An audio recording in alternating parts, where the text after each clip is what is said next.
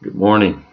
My name is Dean Roosevelt, and I'd like to tell you a little bit about Hurlburt Park and the changes being proposed, or almost the non-changes being proposed at City Council a few weeks ago.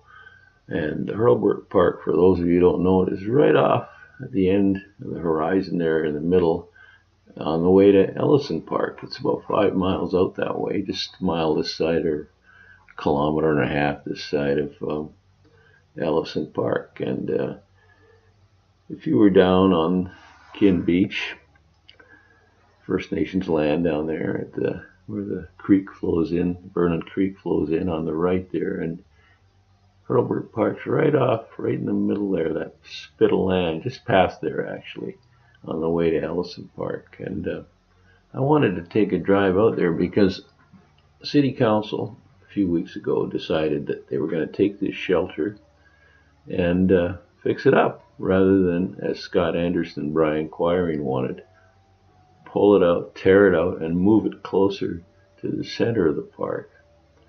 Well, right now, the shelter is sitting 9 feet away from the next door neighbor's house.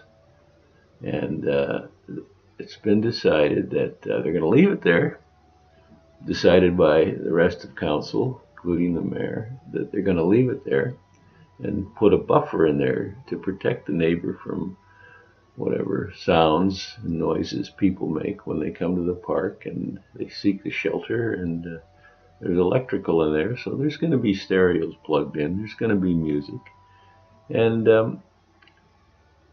we're looking at it now. This is the park itself. I'm looking at it, giving you kind of an overview from how it looks at East Side Road. But as you can see, that house is just in the middle there, right beyond where the shelter is now. That's about 9 feet in there, but I'll take you a little closer to that in a few minutes. I just thought an overview was a good idea at this point, so you get some idea what we're looking at here. This is a flat area in the middle of the park, above the high water line, where Anderson and Quiring wanted the shelter to be moved to.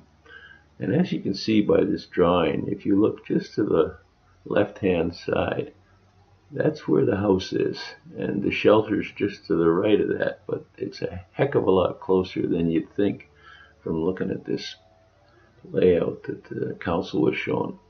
That's really how much separation, 9 feet right there. I measured it off. It's not much between a noisy shelter and a very expensive home, which houses, I have been told, person with learning challenges who won't be able to. Oh, that's the bunker, but I'm sorry, that's the shelter foundation right there that they want to fix up. It's full of water right now, and you can see it there again. I've walked a little to the west of it, and this is a flat area in the middle. I've been told there used to be cabins in here, so apparently the area has foundation in terms of being amenable to structure without risk of flooding. But as you can see from this spot, you're right in the middle of the park. It's convenient as a shelter, and would be very effective as a shelter from that location. So I guess what I'm trying to say here is those stones mark the high water mark. By the way, there you can see the neighbor's house.